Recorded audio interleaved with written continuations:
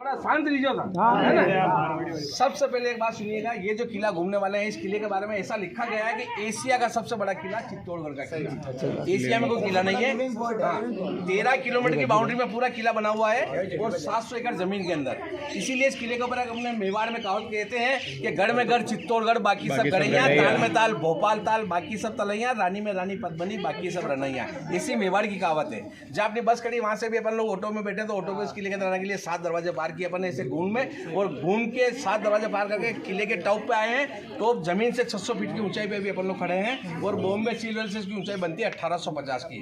तो ये किला एक्चुअल में देखने के लिए कम है और समझने के लिए ज़्यादा ऐतिहासिक किला है ये। तो ये किला आज से 1500 साल पहले राजा थे, उनका नाम था चित्रांगद मौर्य। मौर्य वंश राजा ने इस किले का निर्माण किया था 5वीं सदी में, और 5वीं से लेकर 16वीं सदी तक इस किले के ऊपर 54 राजा ने राज किया। और हर राजा ने इस किले के अंदर देखने के लिए बहुत सुंदर सुंदर महल और बहुत खूबसूरत मंदिर बनवाए। उस जमाने में इस किले के अंदर देखने के लिए 113 ऐसे मंदिर थे देखने के लिए, 76 महल थे, 84 पानी के वाटर कुंड थे, 5 बड़े बड़े तालाब थे। अगर उस टाइम में अपन इस किले को जो पूरा घूमते हैं तो 2 दिन में किला अपन को घूमने में नहीं होता था, इतना महीनों में जो देखने के लिए दर्शन थे। लेकिन इस किले के ऊपर आक्रमण यानी कि हमले बहुत हुए। इस किले के ऊपर हमले हुए 32 हमले हुए।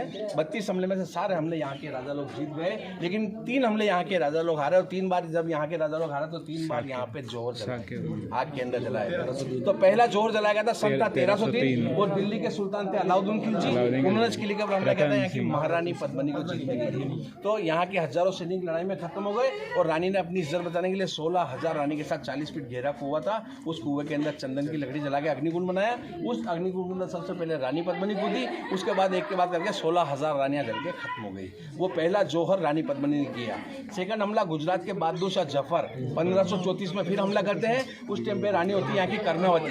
कर्णावती कौन थी? महाराणा प्रताप की ग्रैंड मदर और राणा संग्राम सिंह की पत्नी। उसी आग के कुएं में 13,000 रानी के साथ सेकंड जोहर जलाती है। और लास्ट हमला होता है 1568 के दरमियान अकबर का, उस टाइम यहाँ की 7,000 रानियां फिर आग के अंदर खत्म होती। तो किले के अंदर जो 3 हमले में ना, 3 हमले के अंदर पूरे किले को तोड़ दिया गया। रिकंस्ट्रक्शन इसका नया निर्माण आज दिन तक नहीं हुआ। इसलिए मैंने बोला ये किला देखने के लिए कम और समझने के लिए ज़्यादा। जहाँ से अपन इस किले को स्टार्ट करते हैं, यहाँ पे 2 मंदिर के दर्शन होंगे अपन को। ये जो बड़ा वाला मंदिर देखते हो इस किले का सबसे बड़ा मंदिर है।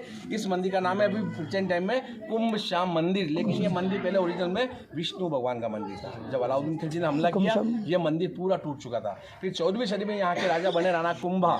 राणा कुंभा ने इस किले के अंदर बहुत से निर्माण कराए, तो इस मंदिर का भी निर्माण कराया और उसको नाम दिया कुंभ श्याम मंदिर। इसकी बनावट देखिएगा, सोमनाथपुरी जगन्नाथपुरी में इसकी डिजाइन बनाई। इसके सामने जो मंदिर देखते हो वो मंदिर है मीरा का। संत मीराबाई का आप लोगों ने सुना ही होगा।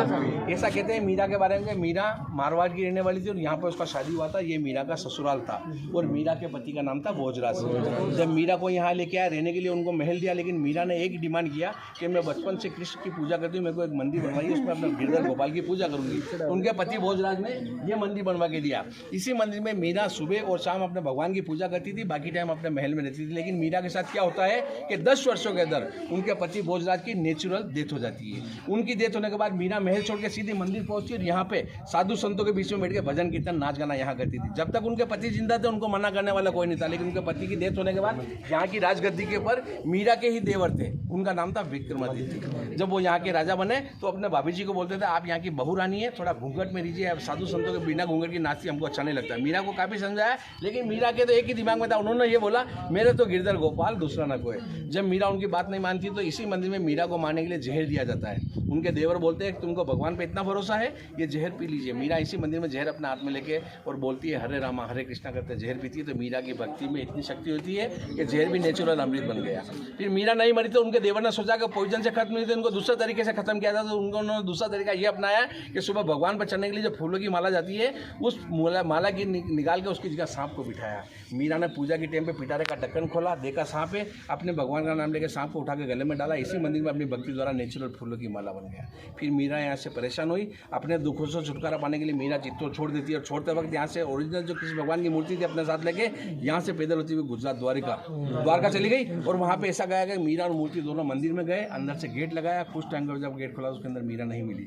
ऐसा कहा गया कि उस जमाने के कृष्ण भगवान की मूर्ति के 2 भाग हुए, मीरा अंदर गई, मूर्ति वापस से फेंक हुई। श्री कृष्ण भगवान ने मीरा को अपने साथ ले लिया। मीरा का दुनिया में पता नहीं चला मीरा कहाँ गई। लेकिन अभी आप लोग जो मीरा के मंदिर के दर्शन करेंगे, मीरा का ओरिजिनल मंदिर है। जब भी यहाँ पे मीरा कृष्ण भगवान की पूजा करती थी उसको कृष्ण भगवान के दर्शन हुआ करते थे। ये दोनों मंदिर 10 मिनट में देख लो, फिर अपन लोग नेक्स्ट पॉइंट का वहाँ